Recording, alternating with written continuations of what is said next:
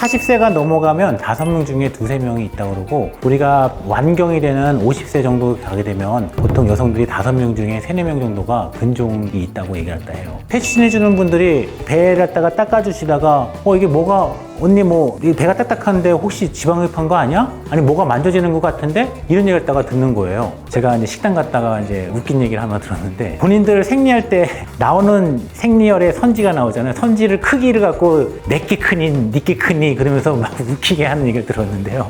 사실은 그거는 별로 좋은 얘기는 아니에요. 우리 병원에 작년 말 기준으로 해서 차트에 등록된 여성 환자 수가 20만 명이 넘었는데요. 그만큼 자궁근종 환자도 비율대로 많이 있었어요. 그래서 제가 오늘 말씀드리는 내용은 이 자궁근종에 대해서 말씀드리도록 하겠습니다. 이 자궁근종은 빈도수가 우리나라 총 여성들 중에 한 15에서 20% 정도 차지하는 걸로 알고 있는데요. 35세가 여성들이 넘어가면 2명 중에 1명꼴로 자기도 모르게 자궁근종이 있다고 합니다. 그리고 이제 아무런 증상 없이 지나가는 경우가 대부분이었다가 산부인과 진료를 받아서 우연하게 검진해서 발견되는 것가 대부분이고요. 또 40세가 넘어가면 5명 중에 2~3명이 있다고 그러고, 우리가 완경이 되는 50세 정도 가게 되면 보통 여성들이 5명 중에 3~4명 정도가 근종이 있다고 얘기할다 해요. 그래서 사람들이 이제 보통에 자궁근종이 있다 그러면 덜컥 겁을 먹고 자궁 갖다가 적출해서 드러내는 게 많은데 상당히 안타까운 일이죠. 우리나라 자궁근종 환자들 중에 20% 정도가 저희 병원에서도 진료를 갖다가 했거든요. 그러니까 한 20만 명 진료 중에 3만에서 한 6만 명 정도? 그 정도 환자가 저희가 자궁근종을 진료했던 것 같아요. 거의 환자들이 공통적으로 하는 말들이요, 근종이 있어요 하면은 제가 근종이 있어요? 그래서 깜빡 놀랍니다. 그리고 전 증상이 없었는데 이런 말을 많이 해요. 그만큼 자각 증상이 없이 나타나는 게 바로 자궁근종이고요. 그렇기 때문에 진단을 받았을 때 황당하다는 어떤 그런 표현들을 갖다가 자주 합니다. 원장님, 그러면 원장님이 보신 환자분들 중에 뜻밖의 자궁근종 발견하신 분이 있나요? 그럼요. 이 자궁근종은요, 자궁에 생긴 위치에 따라서 증상이 많이 나타나기도 하고 안 나타나기도 하고 그러거든요. 어떤 근종은 말랑말랑해서 본인이 그 똥뱃살인 줄 알고 이렇게 가는 경우도 있고요. 어떤 경우는 너무 딱딱해갖고 이게 근육인 줄 알고 지나가는 사람도 있어요. 대부분 환자분들이 근종 때문에 병원을 찾는 원인 중에 하나가 목욕탕 가면 세신하잖아요. 세신해주는 분들이 배를 갖다가 닦아주시다가 이게 뭐가, 언니 이 배가 딱딱한데 혹시 지방흡입한 거 아니야? 아니 뭐가 만져지는 것 같은데? 이런 얘기를 갖다가 듣는 거예요. 그럼 처음에는 그냥 흘려듣다가 나중에 본인이 직접 가서 만져보면 진짜 뭐가 있거든요. 그래서 병원에 진단을 받으러 오는 경우가 되게 많아요. 그럼 복부 쪽에 딱딱한 게 만져지면 자궁근종을 의심할 수 있는 건가요? 다는 아니지만 대부분의 복부 쪽에는 아주 딱딱한 어떤 기관이 없기 때문에 보통의 여성들이 아침에 공복에 누웠다가 아랫배를 이렇게 만져봤을 때 뭔가 묵직한 게 딱딱한 게 만져지면서 볼록한 게 만져진다? 그럼 거의 10중 8구 근종입니다. 이야기 듣다가 생각난 건데, 혹시 자궁근종을 복근으로 착각하는 경우도 있어요? 예리해요. 대부분 이제 자궁근종의 크기가 조그맸을 때는 복근으로 착각하는 경우가 별로 없어요. 근데 이 넓게 평평하게 퍼지면서 커진 경우가 있거든요. 이런 경우는 분지처럼 개마고원처럼 이렇게 근종이 생겼다 그러면은 본인이 이게 나는 운동 열심히 하고 있으니까 이거 내 복근이 좀 생겼네? 그러면서 자랑하는 경우도 많이 있어요. 그러다가 병원에 와서 딱 그 검진을 보고 초음파를 받았을 때 자궁근종인 걸 아는 경우가 또 대부분이 또 있어요. 그럼 복근하고 자궁근종하고 구별하는 방법도 있을까요? 있죠. 당연히 배에다가 힘 주면 배가 딱딱해지죠. 그건 복근이에요. 근데 힘을 풀었을 때는 또 약간 말랑말랑하고. 근데 자궁근종은 배에 힘을 줘도, 배에 힘을 풀어도 다 딱딱한 게 바로 또 자궁근종입니다. 곰 같은 게 만져져요.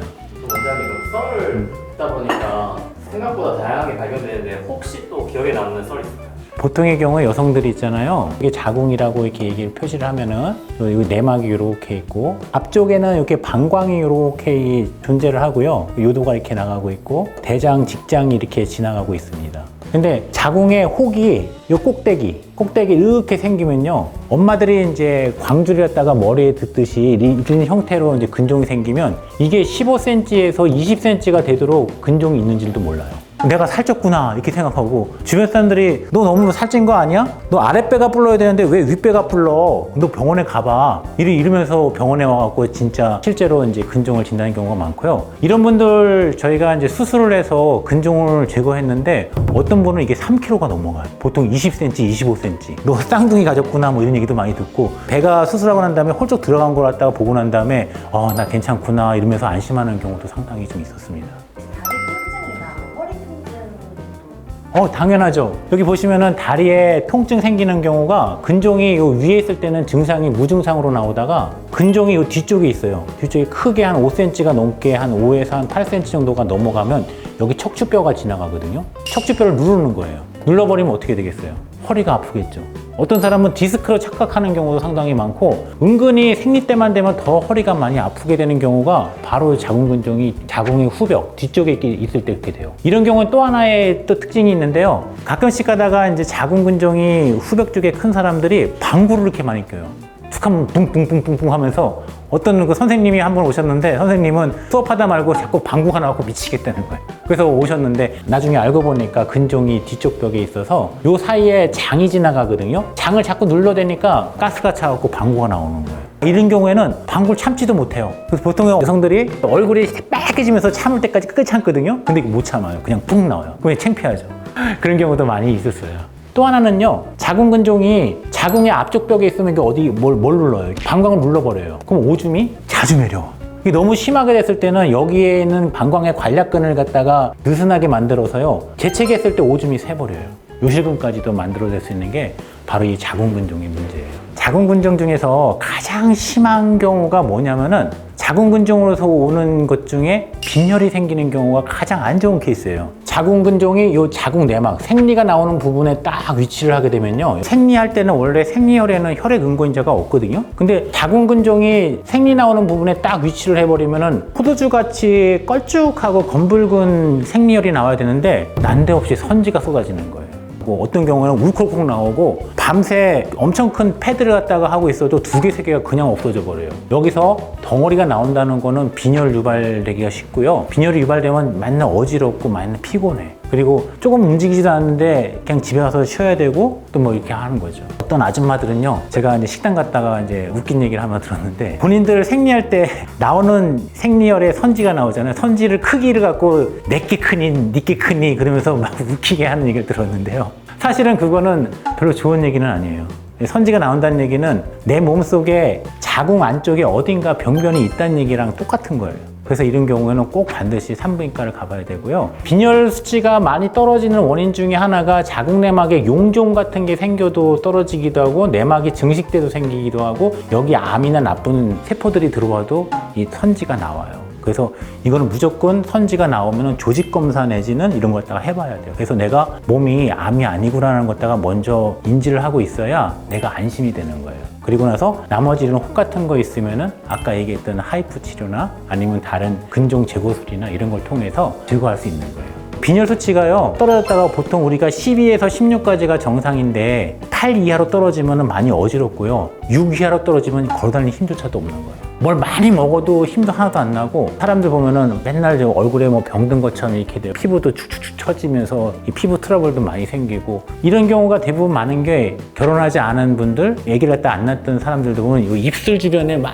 좀 피부가 돋아나고 피부 트러블 많이 생기는 사람들 있잖아요. 이런 사람들은 대부분 다 자궁의 근종이나 이런 것 때문에 생기는 경우도 많아요. 그러니까 결과적으로는 자궁에 혹이 생기면은 혈액순환이 안 좋아지고 혈액에 안 좋은 물질들이 많이 가기 때문에 피부에도 영향을 주지 않나 생각 들고요. 또 이런 분들이 대부분 많은 게 손발이 차요.